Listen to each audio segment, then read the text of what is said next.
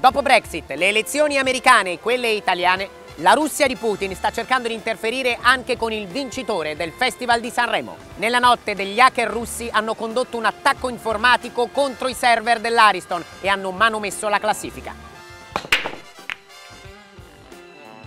Ma i russi si difendono, nessun hackeraggio, le password ce le ha date direttamente la Rai. Inoltre sono giorni che su Facebook compaiono fake news sui cantanti in gara per influenzare il televoto. Fake news del tipo: Arisa ha cantato ai funerali di Totò Riina, Daniele Silvestri ha aiutato le banche, Patti Bravo è finanziata da Big Pharma.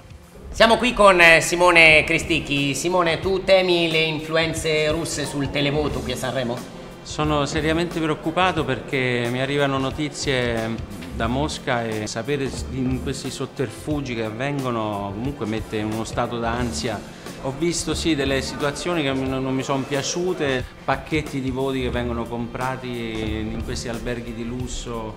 Insomma, facciamo finta di non vedere o vogliamo dirlo quello che sta accadendo? Facciamo un appello a Facebook perché controlli questo flusso di fake news contro voi cantanti sanremesi. Esatto, facciamo questo appello e non si dicono balle, non si raccontano bufale in giro e mi raccomando, c'è la verità sempre sopra ogni cosa. Ma chi è il cantante che i russi vogliono far vincere per destabilizzare la musica italiana? Noi di CCN crediamo che i russi condizioneranno a tal punto il televoto che riusciranno a sorpresa a far vincere questa edizione del Festival di Sanremo ad Albano e al secondo posto Toto Cutugno. Albano è notoriamente filo-putiniano, in un'intervista ha definito Putin uomo forte perché riesce a tenere testa a Trump, ai terroristi, a Romina e alla Lecciso. E proprio nei giorni del festival Putin ha fatto un chiaro endorsement per Albano, ha pubblicato una sua foto che lo ritrae con un bicchiere di vino con un panino. Una pesante ingerenza nella settimana di Sanremo.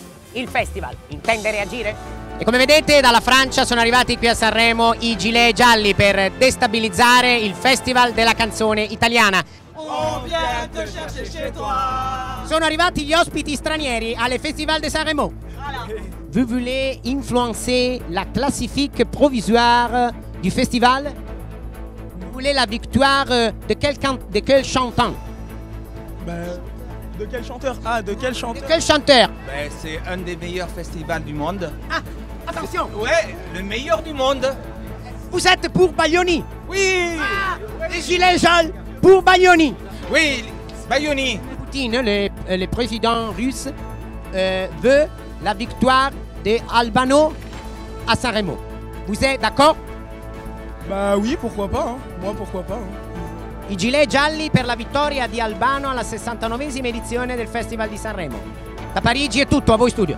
Riusciranno i russi a far vincere Albano? Altrimenti chi vincerà il Festival di Sanremo secondo voi? Scrivetecelo nei commenti. E dal festival è tutto. Un saluto dal vostro Saverio Raimondo. CCN Comedy Central News speciale Sanremo finisce qui. Ci vediamo su Comedy Central, canale 128 di Sky. Volare, oh, cantare, oh, nel blu, dipinto di blu, felice di stare lassù con te.